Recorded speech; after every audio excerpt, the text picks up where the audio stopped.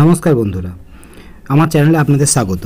আজকে এই ভিডিওটা করছি যে নিফটির যে মুভমেন্ট, সেই মুভমেন্টের কি এন্ড হলো, মানে নিফটি কি বটম অলরেডি তৈরি করে ফেললো।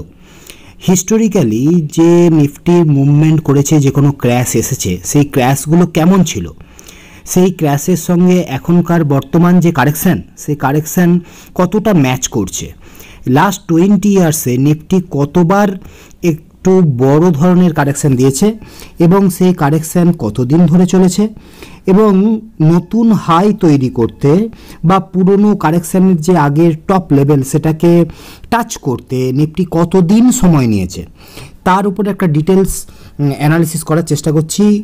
जो हिंदी में इस वीडियो को चाहते हैं, लिंक दिया हुआ है कमेंट बॉक्स में, उधर जाके आप हिंदी का वीडियो एक्सेस कर सकते हो। এটা তো সত্যি, আমরা যে ধরনের ইনভেস্টার, আমাদের মেন্টাল যে ধরনের স্টেবিলিটি, আমরা যখন নতুন নিফটি হাইয়ের পর হাই করে চলেছে, আমরা তখন ট্রেডিং করছিলাম, ইন্টারডে করছিলাম। যেই নিফটি 5% ক্র্যাশ করলো, আমরা শর্ট টার্ম ইনভেস্টার হয়ে গেলাম। এবার নিফটি যেই 5 to 10% ক্র্যাশ করে দিল, সঙ্গে সঙ্গে আমরা লং টার্ম ইনভেস্টার, পোর্টফোলিও তো 50% লসে চলে গেল। তা আমাদের মেন্টালিটি এভাবেই চলবে। তবুও তার মধ্যেও যদি আমরা একটু বোঝার চেষ্টা করি, নিফটি 10-15%-এর উপরে মোটামুটি পড়েছিল 5 থেকে 6 বার। 2002-03 একটা, 2008-এ একটা, 2016-এ একটা বড় কারেকশান, তারপরে কোভিডের ক্র্যাশ 2020, তারপরের ক্র্যাশ হচ্ছে 2022-23, আর এই একটা কারেকশান চলছে।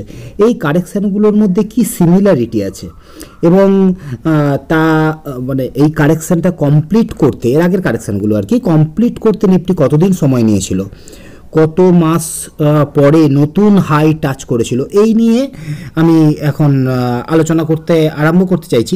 তা প্রথমে দেখি 2002-03-এর কারেকশান। এটা .com বাবল যেটা বাস্ট করেছিল, এটার ক্যাশ ডিউরেশন ছিল মোটামুটি 59 মান্থ। কারেকশান হয়েছিল মোটামুটি 45 to 50%, নিফটি ক্র্যাশ করে গেছিলো, এবং রিকভারি করতে 5 ইয়ার্স সময় লেগেছিল প্রিভিয়াস হাইটাকে টাচ করার জন্য। 2008-এ এসেছিল, যেটা গ্লোবাল ফাইন্যান্সিয়াল ক্রাইসিস ছিল। ক্র্যাশ ডিউরেশন মোটামুটি 15 মাস ধরে নিফটি 2008-এর পিক থেকে 2009-এর বটম 15 মাস সময় লাগিয়েছিল। কারেকশান হয়েছিল 60%, ড্রপ করে গেছিলো নিফটির লেভেল, এবং রিকভারি করতে 76 মান্থ। এর পরের কারেকশান 2016, যেখানে নিফটি মোটামুটি 27 মাস ধরে কারেকশান হয়েছিল। কারেকশান পার্সেন্টেজ হিসেবে কারেকশানে 20 to 25% কারেকশান হয়েছিল, এবং রিকভারি করতে 2 বছরেরও বেশি সময় লাগিয়ে দিয়েছিল নিফটি। পরের কারেকশান কোভিড, 2020-তে কোভিডের কারেকশান হয়েছিল। খুব ছোট্ট কারেকশান ছিল, ফেব্রুয়ারি আর মার্চ 2 মাসের কারেকশান, খুব ডিপ কারেকশান 2 মাসের জন্য বলছি। 40% কারেকশান, যদিও আগেরগুলো অনেক বেশি, কিন্তু 40% কারেকশান 2 মাসে মানে ভালো কারেকশান। এবং এখানেও রিকভারি করতে 1.5 বছর 18 মাস সময় লেগেছিল, যদিও এটা ভিসেভ রিকভারি ছিল। তাহলে যদি এটা স্ন্যাপশট, আপনারা দেখুন যে কিভাবে কারেকশান, যে পার্সেন্টেজ অফ কারেকশান আর তার রিকভারি পিরিয়ড। এর পরের কারেকশানে আসি, 2022-23-এর যে কারেকশান ছিল রেট হাইক করার জন্য আর গ্লোবাল ইনফ্লেশন বাড়ানোর জন্য। এটা ক্র্যাশ হয়েছিল 21 মাস ধরে, 640 দিন, এবং কারেকশান হয়েছিল পার্সেন্টেজ টার্মে 10 to 15%। এখনও 10 to 15% কারেকশান হয়ে উঠে আসছে, এবং রিকভারি করতে এখানেও 2 বছর সময় লেগে দিয়েছিল নিফটি। এবারে যে কারেন্ট কারেকশান, সেই কারেকশান নিয়ে যদি আপনি দেখেন, মোটামুটি নিফটি ওপর থেকে 12-13% ফল করেছিল, এখন আবার একটু রিকভারি করে উপরে উঠে এসেছে। মোটামুটি সেপ্টেম্বর 24 থেকে কারেকশান আরম্ভ হয়েছে। তাহলে ওদিকে 3 মাস, এদিকে 4-5 মাস যদি আপনি ধরেও নেন, তাহলে 5-3-8 মাসের এটা কারেকশান চলছে। বিশাল বড় কারেকশান নয়। পার্সেন্টেজ টার্মেও নিফটি যেমন আগে পড়েছে, ধরুন 50%, 60% নিফটি ক্র্যাশ হয়েছে, কোভিডের সময় 40% কারেকশান হয়েছে। তাহলে সেই তুলনায় 15% খুব একটা বড় কারেকশান নয়। তাহলে আমি যদি মনে করি যে হ্যাঁ নিফটি খুব ভালো কারেকশান দিয়ে দিল, আমার পোর্টফোলিও তো 50% পড়ে গেছিলো, 60% পড়ে গেছিলো, এখন আবার রিকভারি হয়ে হয়তো একটা ব্রেক ইভেন জায়গায় আছে, বা এখনও 15-20% লসে আছে, কিন্তু নিফটির যে অভ্যাস, সেই অভ্যাসে নিফটির যে হিস্ট্রি, সেই হিস্ট্রিতে কিন্তু এটা খুব ছোট একটা ন্যারো কারেকশান, এটা কোনো ক্র্যাশ তো নয়।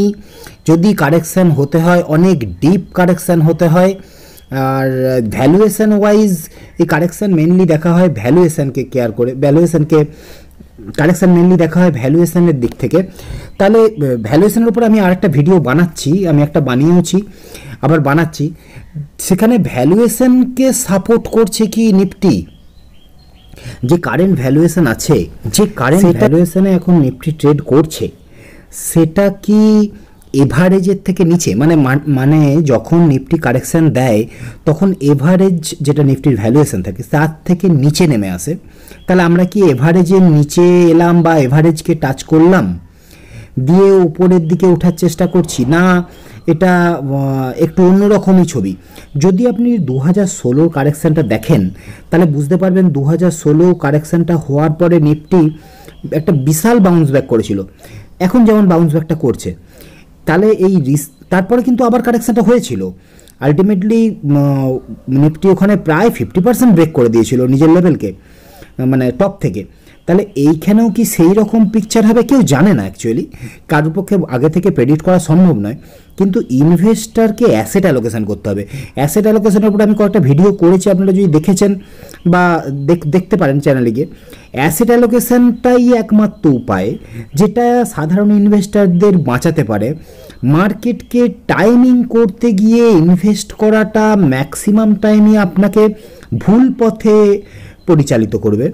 তাহলে অ্যাসেট অ্যালোকেশন এবং নিজের যে পোর্টফোলিও যে রিস্ক, সেই রিস্কটাকে যতটা মিনিমাইজ করা যায়, যেভাবে করা যায় সেইটা চেষ্টা করতে হবে। মার্কেট ছেড়ে বেরোনো তো যাবে না, কিন্তু সেই মার্কেটের বিভিন্ন অ্যাসেট ক্লাসে তার যে হিস্ট্রি, পাস হিস্ট্রি, সেই হিস্ট্রি অনুযায়ী আপনাকে অ্যালোকেট করতে হবে এবং সেখান থেকেই আপনাকে রিটার্ন বার করে আনতে হবে। এমনি ভিডিওটা 6 মিনিটের তো উপরে হয়ে গেল, আর এই ভিডিওটাকে বড় করছি না। Thank you for your time.